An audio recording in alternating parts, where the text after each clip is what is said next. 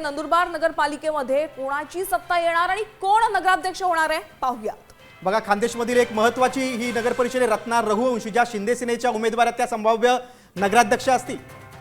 बघा, नंदुरबार मधलं आपण चित्र बघतोय आणि शिंदे सेनेचे बहुसंख्य नगरसेवक निवडून येतील आणि संभाव्य सत्ता त्यांच्याच हातात असेल असा अंदाज आहे। नक्कीच, आणि यावर आमचे प्रतिनिधी सागर निकवडे यांनी नेमका काय अंदाज व्यक्त केलेला आहे पाहूया।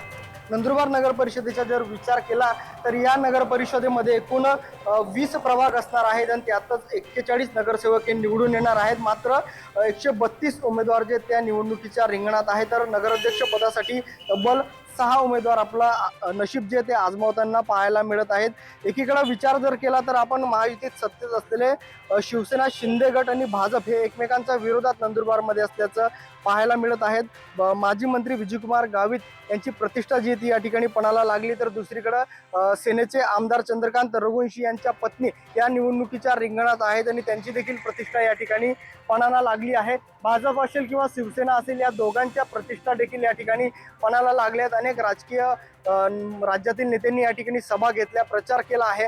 भाजप आणि शिवसेना या दोघं राजकीय नेत्यांच्या प्रतिष्ठा या ठिकाणी पणाला लागल्या आहेत। भाजप आणि शिवसेना, शिंदे गट या दोघांचं सध्याचं पारडं ते अत्यंत जड आहे। नेमकं कोण निवडून येईल हे सांगणं अद्यापही शक्य नाही।